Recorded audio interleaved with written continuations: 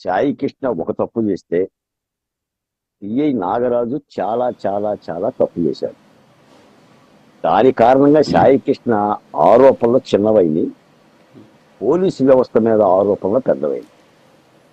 సాయి కృష్ణ అంశానికి ముందే ఇదే విజయవాడకు సంబంధించి ఒక ఎంఆర్పిఎస్ నాయకుడు కొడుకు క్రాంతి కుమార్ ఇదే నాగరాజు యొక్క ఆవేదనలతో గులకల మందు దాగి చనిపోయాడు. నిన్న మధ్యాహ్నం ఈ వీడియో నా దగ్గరకు వచ్చింది. అసలు ఈ క్రాంతి కుమార్ అనే అంశం లోకానికే తెలియదు. సాయి కృష్ణ అంశం రగులుతున్న నేపథ్యంలోనే ఈ క్రాంతి కుమారు మాదిగ సామాజిక వర్గానికి సంబంధించిన వ్యక్తి. ఆ కుర్రవాడి యొక్క తండ్రి మా రౌండ్ టేబుల్ కాన్ఫరెన్స్ మీటింగులు కూడా వస్తుంటుంటారు. ఎంఆర్పిఎస్ లో ఒక ముఖ్యమైన నాయకుడు. అంటే ఇక్కడ నాగరాజు కాపు వర్గమే అయినా సాయి కృష్ణ కాపు వర్గం కులానిగా చూడటం అనేది చాలా చాలా తప్పు. కాబట్టి మీరు అడిగారు, సాయి కృష్ణ వైసీపీ కార్యకర్త, జనసేన కార్యకర్త లేదా మనిషి ఏమిటి అని అంటే, చిన్నప్రెడ్డి గారు కూడా చాలా చక్కగా సమాధానం చెప్పారు. మేము మనిషిగా చూస్తున్నామని. అలా చూస్తున్నందుకు కూడా ధన్యవాదాలు. కానండి రాజుగారు, సాయి కృష్ణని ఇదిగోండి కాపు యువకుడిది లాకప్ డెత్తేనా, ఇది జగన్మోహన్ రెడ్డి గారి పత్రిక. కాపు యువకుడిది లాకప్ డెత్తేనా అంటే నిజానికి ఒక మాట అయితే చెప్తే సందర్భంగా, నాగరాజు దగ్గర కాపు కులం కాకుండా తమ సామాజిక వర్గం అయి ఉంటే కృష్ణంక తగలబెట్టేసేవాడు వైసీపీ నాయకుడు.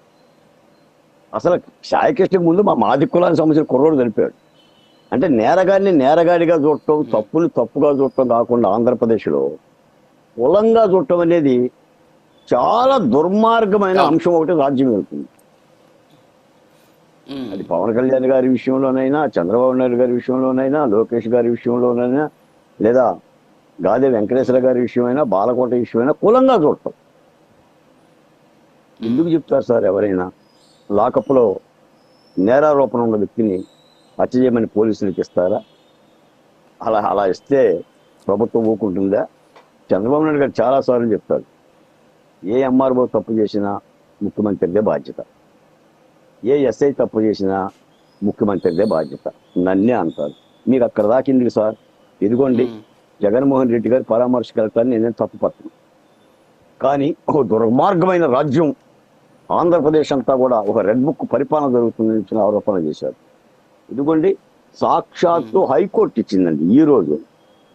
ఎంపీపై దాడి అంటే పార్లమెంటు సార్వభౌమాధికారంపై దాడి. ఒక ఐపీఎస్ అధికారి సునీల్ కుమార్ నాటి ఎంపీ రఘురామకృష్ణరాజు మీద చేసిన వికృత చర్యని పార్లమెంటుపై దాడి, పార్లమెంట్ దేశ సార్వభౌమాధికారంపై దాడి అని అన్నారు. ఇది జగన్మోహన్ రెడ్డి గారి పరిపాలన. ఈరోజు నాగరాజు ఐపీఎస్ కాదు. సరే, ఇందాక మీరు అన్నట్టుగా అతగాడి మీద చాలా ఆరోపణలు ఉన్నమాట యథార్థం. మా దృష్టికి వస్తుంది. నాగరాజు సరైన వాడు కాదు, చాలా సెటిల్మెంట్లు చేశాడు, చాలా ఇబ్బందికరమైన పోలీసు అధికారి అని తప్పనిసరిగా విచారణ జరుగుతుంది. కానీ జగన్మోహన్ రెడ్డి గారికి సాయి కృష్ణ పరామర్శించే నైతిక అర్హత లేదంటున్నా. చిన్నప్రెడ్డి గారు అనే వెళ్ళొచ్చు. ఎందుకంటే ఆయన మాజీ ముఖ్యమంత్రిగా ఆయన పరిపాలనలో జరిగిన సార్వభౌమాధికారి. రెండో మాట కూడా చెప్తూనే ఉండేది, కారుమూరి సునీల్ అరెస్టు మద్యం ముడిపుల కేసులో ఇది ఈడీ చేసిందండి. రాష్ట్ర ప్రభుత్వానికి సంబంధం లేదు, ముఖ్యమంత్రి అదంతా సెకండరీ సార్.